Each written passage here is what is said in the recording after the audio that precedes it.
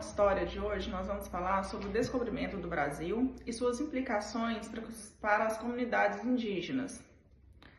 Nós vamos compreender o contexto da história sobre o descobrimento, as consequências para esses povos, identificar algumas visões sobre o processo de colonização e desenvolver algumas habilidades. Eu vou ler um breve resumo sobre o descobrimento para a gente ter uma visão bem simplificada, na verdade, sobre como foi esse descobrimento.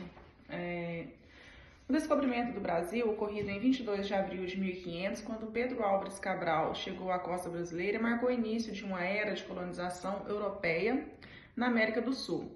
Ao desembarcar, os portugueses encontraram uma vasta diversidade de povos indígenas, que viviam no território há milhares de anos com suas próprias culturas, línguas, tradições e formas de organização social. A chegada dos europeus impactou profundamente as comunidades indígenas. Inicialmente, o contato foi pacífico, mas a colonização se tornou um processo violento e de conquista. Os portugueses exploraram recursos naturais, como o pau-brasil, e estabeleceram a agricultura, com destaque para a cana-de-açúcar, levando à apropriação das terras indígenas. As consequências para o povo indígena foram severas. Muitos foram escravizados, deslocados e sofreram impactos culturais significativos.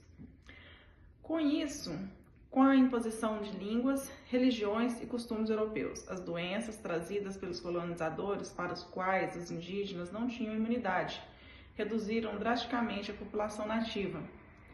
Apesar da resistência, ao longo dos séculos, o legado de colonização ainda resulta em desigualdade e exclusão para as comunidades indígenas.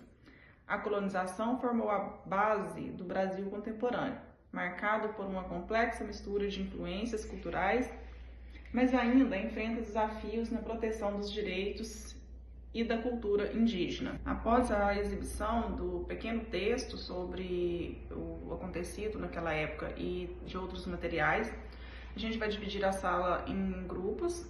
Esses grupos vão discutir tudo o que foi visto e ouvido a respeito do evento do descobrimento do Brasil. Vocês vão fazer cartazes, cada grupo vai construir um cartaz com imagens desenhadas, coloridas, bem detalhado de cada impressão que vocês tiveram sobre aquela época, sobre os fatos acontecidos naquela época.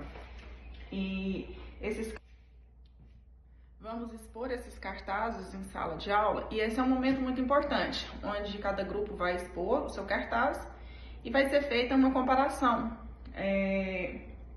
onde todos possam comparar a diferença de interpretação sobre o mesmo fato, e os cartazes serão utilizados na nossa avaliação também.